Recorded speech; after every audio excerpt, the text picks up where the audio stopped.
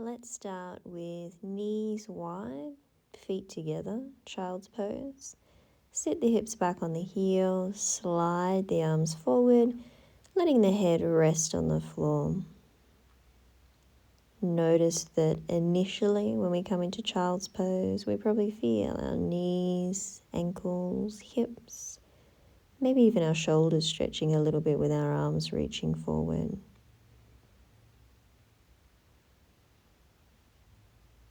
Notice if you're tensing, see if you can let that go. Another option is we can put one hand on top of the other, let the head rest on the hands. This will take away some of the shoulder stretch, but it will allow you to relax a little bit more. Try and breathe into your belly. Let go of the abdominals. No pelvic floor, no zip up.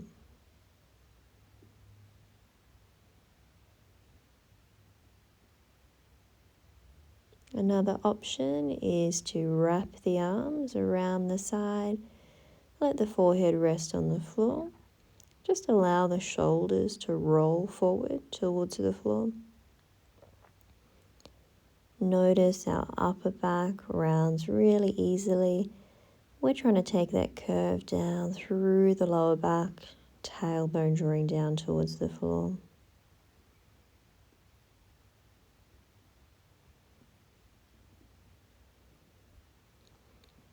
Another option is knees together, child's pose. Slide the arms forward. Head will come close to or rest on the floor.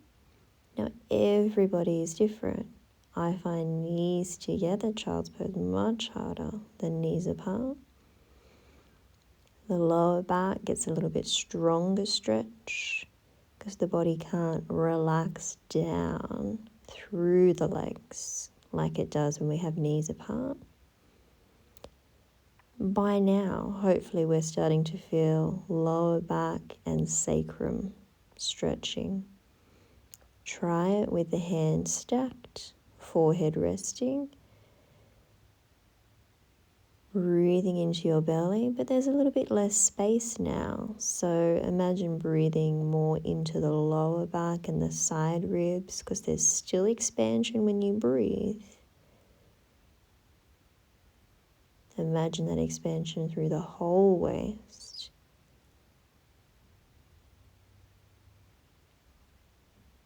And then try the final position, head resting on the floor, arms wrapped around the side.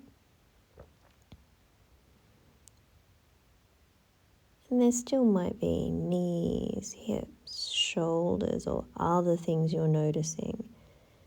But let's really try and pay attention to our lower back. It's quite difficult to stretch the lower back because it does require all those other things as well. You can either stay here or pick your favorite variation of child's pose. And we'll see if we can stay a little bit longer. Breathe, soften into the stretch. It's not going to physically move much, but you will notice a letting go around the sacrum. So that's the back of your pelvis, around your tailbone. Lower back, possibly a little bit of upper back as well.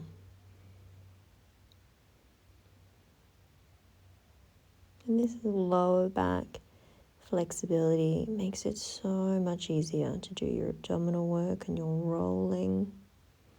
But for most of us, myself included, we do require this little bit extra lower back stretch. And I personally like to do my child's pose for about 5 minutes before I do my Pilates. And it might be something that you just add in to your day if it really works for you. You might prefer knees hugged to chest position or legs up the wall stretch. Stay as long as you need.